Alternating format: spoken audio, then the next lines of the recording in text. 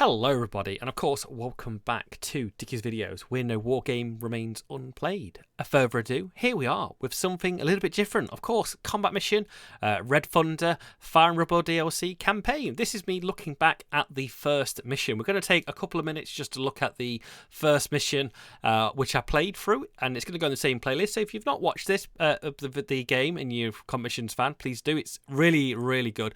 Play the game. Support Battlefront, of course, because they're a fantastic company and the games they produce are brilliant. So we're going to have a quick pop and look at the first mission. As you can see, we're given a hell of a lot of tanks for this first mission. Lots of Lend-Lease, Shermans, T-34s, lots of tank riders, mortars, artillery. If you remember rightly, if you watched the two videos, we bombarded the left position of the south farms of artillery, mortars, and we pounded the what's the west. What the hell was that bloody objective called again? The winning, the in the centre, the village in the centre for 100 points. So remember, we're going from east to west in this position. As you can see, this is kind of an analyst's look at it. As you can see, in the middle of the map, we have a frozen ford with a broken bridge. On the right position, we have a stone bridge which can be crossed at your own peril. We have on the right position, of course, a bridge. No. We didn't have a right bridge position. I assumed we could cross there. You cannot cross on the right position, only on the centre and left position. This took me by surprise. I can't remember how long this mission took. I think it took the majority of the turn, and I think we were particularly so. So, as you said, we've got mortars which attack the left, artillery which took the centre. So we'll just take that off for a second. So I think this is halfway through the mission, advancing as far as we could. Remember, a couple key points here. There is a hidden 88 position. There is a hidden Stuggy G. So luckily for me in this game, I took out the 88 quite quickly. As it being fixed position, once you spot it, it's a case of moving infantry. I think what I wanted to do mostly on this is use the BA, of course, armoured cars as cannon fodder to find out where anti-tank guns are. I've got to say the computer player did amazingly at particularly hiding the Stuggy G.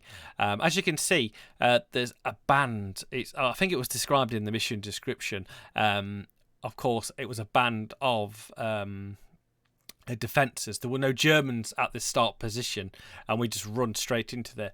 We did pretty well. I think we did lose some going to the first village, so we're going to skip ahead and see what shenanigans did. So this is me attacking the south farms on the left.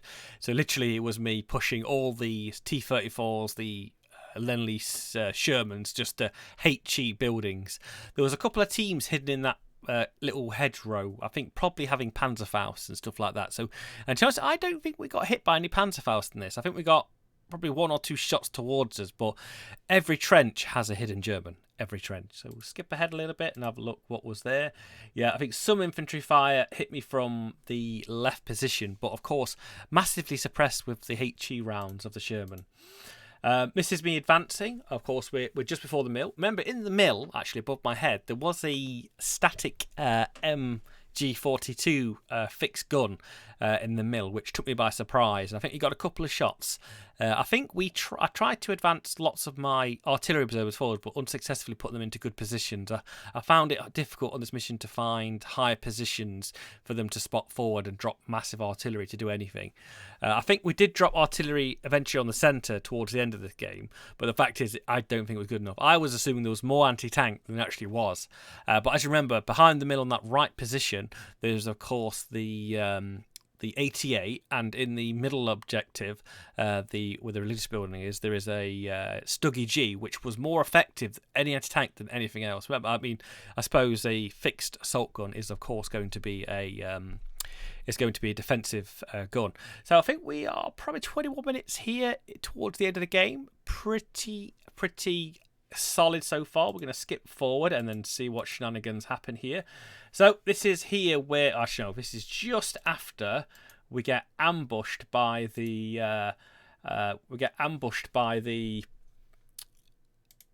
tank on that right position. So this is where we discover there is that Stuggy G hidden on that building, and we describe to just destroy the building to hopefully bring it forward. I mean, maybe I'm a little bit of a noob with weather effects, I've sorted this shudder out on my computer now because I was using the wrong capture, so I've actually sorted that out. So I realise he's behind there. We've got safety enough to shoot it, but he has taken off. Here we go. This is the one. This is the one. No, this is the one before. I want you to show where I got actually hit. It was such a good position.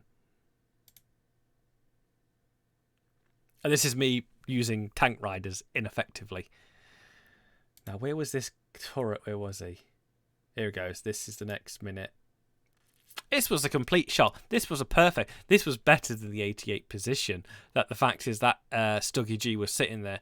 I mean, I wish the tank. I don't know if it's probably mechanical. Is it in the computer? Does the tank riders auto disembark once shot upon? There we go. Then we see the tank.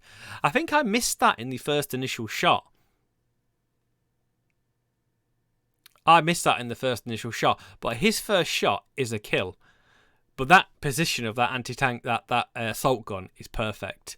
But like I said, we find it, hunt it. We've got the tanks a priority. And I think he takes 2 down here, but nothing I can do. What a good position, hidden behind that building. Yeah, 2 shots, takes them both out. So the one mostly surprised was I knew there was an 88. Like I said, I've seen the end of this mission. That was a spoiler. I saw the end of the mission when somebody streamed it on the Combat Missions Discord channel. And there we go. It's complete surprise. So we're just going to skip forward to 21, see where we are. This is me just picking off infantry in the centre, I think. And then I got a whole ton of sappers that turned up halfway through the game. And then literally these guys are surplus to requirements at this moment in time.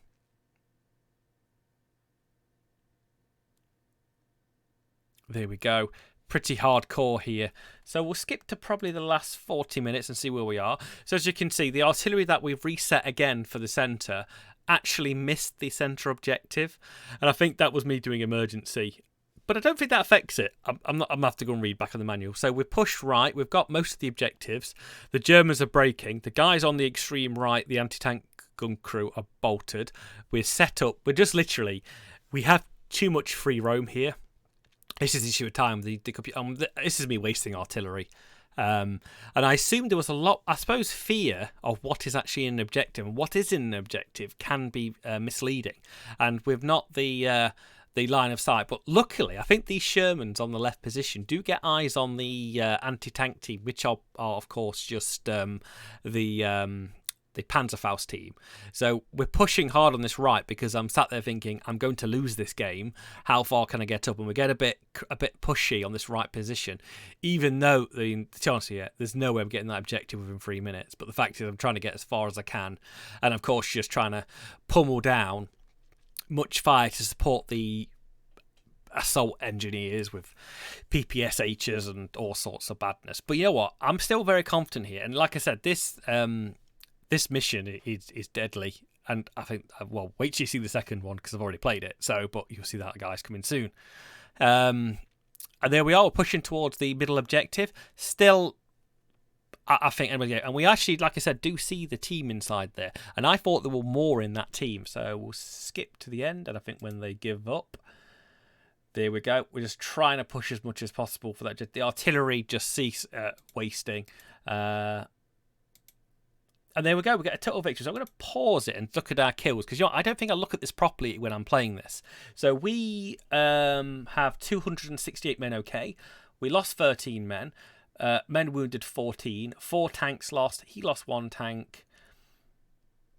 It doesn't say he lost the 88.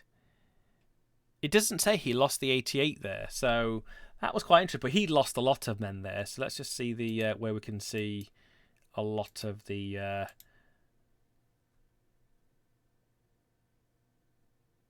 do we sling back? I need to go and click review. Click Misty Hawk, click review so I can see what's what. So there we go. In the main objective, we have MGs. We've got probably small squads with, of course, Panzerfaust. Let's click play. Where do I do anything more interesting? Yeah. No Panzerfaust. Doesn't like no Panzerfaust there. I think there was a Panzerschreck team on the left. That's what we destroyed. I think they did shoot. Lots of big squads. Actually, surprisingly, a lot less than I expected on that left position, on that right position. We did actually wipe them completely here. I think there was one Panzerschreck team on the left position defending the houses.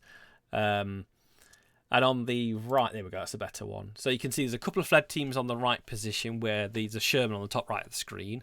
The south farm, the north farm is capable, but with a 10 more minutes. The fact is there's like 2 full squads there, 2 HQ teams. Most of the things on the left are destroyed. I think if I was going to go to the back of the original first video, I think on the left position, where my cursor is, there is definitely a Panzerschreck team what was in there that did fire. But a couple of things to end this kind of short video. The Germans very good defence. The 88 on the right did poorly. The Stuggy G was really effective, but the fact is we had all the armour to suppress it. If there was another couple of them, I think we would have been taken by be more surprised. Like I said, I'm a keen amateur on combat missions. If you do get into combat missions, it is a fickle mistress. For the first mission, I think that was a acceptable loss, and of course for what way the casualties taken. I could have done better, I think, with some probably positioning of tanks. The problem is I thought it's just the number of men and vehicles you have to actually assist. So there we go. That was kind of a review of the first mission. Pretty solid for the first attack. Russians, I think, did superbly. Love the Lend-Lease Shermans. I'm a fan of the Sherman. You know, the HE destroying them, and just when in doubt, just level the building. You've got the armaments and the HE, blow it up. That's what I think. So click the like and subscribe button, and come back very soon for the next review of Mission 2, which will be coming up soon. And really enjoying playing combat missions again. And take care, ladies and gentlemen.